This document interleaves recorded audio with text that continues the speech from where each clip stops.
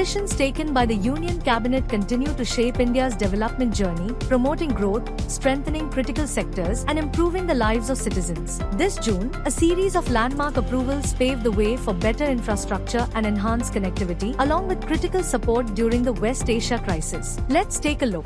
The Union Cabinet has approved the upgradation of the over 143-kilometer Khagria-Purnia section of National Highway 31 and National Highway 231 in Bihar to a 4-lane standard at a cost of over 3,936 crore rupees. It has also approved the widening of the existing Armoor-Jagtial-Mancherial section of National Highway 63 and the Jagtial-Karimnagar section of National Highway 563 to a 4-lane standard, with a combined total length of over 190 kilometers and a combined total capital cost of more than 7,597 crore rupees in Telangana.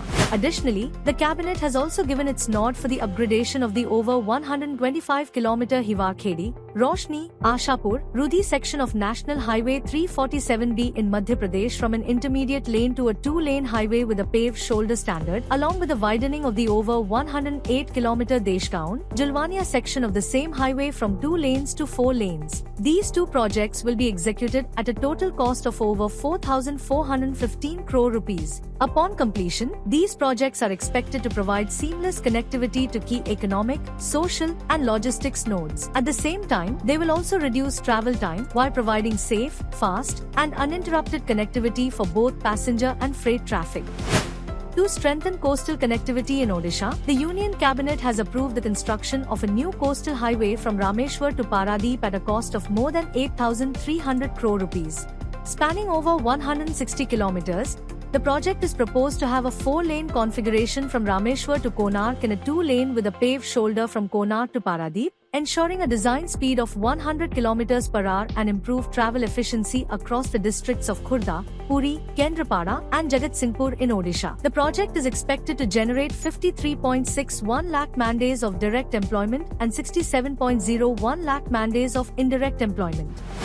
In a first, a landmark 2-year scheme aimed at reducing air pollution in Delhi NCR and promoting cleaner mobility has been approved by the Union Cabinet. With a total financial outlay of 9,585 crore rupees, the scheme seeks to incentivize owners of trucks and buses registered in Delhi NCR that comply with BS4 or earlier emission norms to replace them with BS6 or stricter emission-compliant vehicles or electric vehicles. The scheme is set to benefit approximately 2.07 lakh truck and bus owners in Delhi NCR.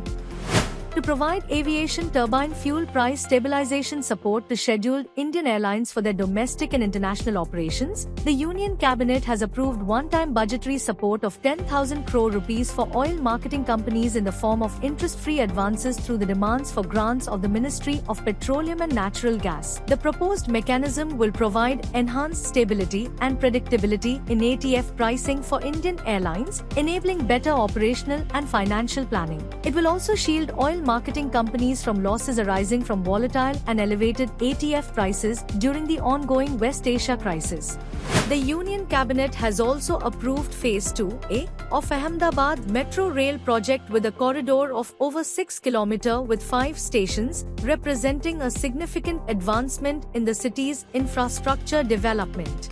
On operationalization of Phase 2A, Ahmedabad-Gandhinagar will have 77.63 kilometers of active metro rail network. To be completed at a cost of over 2,169 crore rupees, the project is expected to generate employment during the construction phase and during operation and maintenance phase as well. These decisions further strengthen the nation's journey towards becoming an Atmanirbhar Bharat.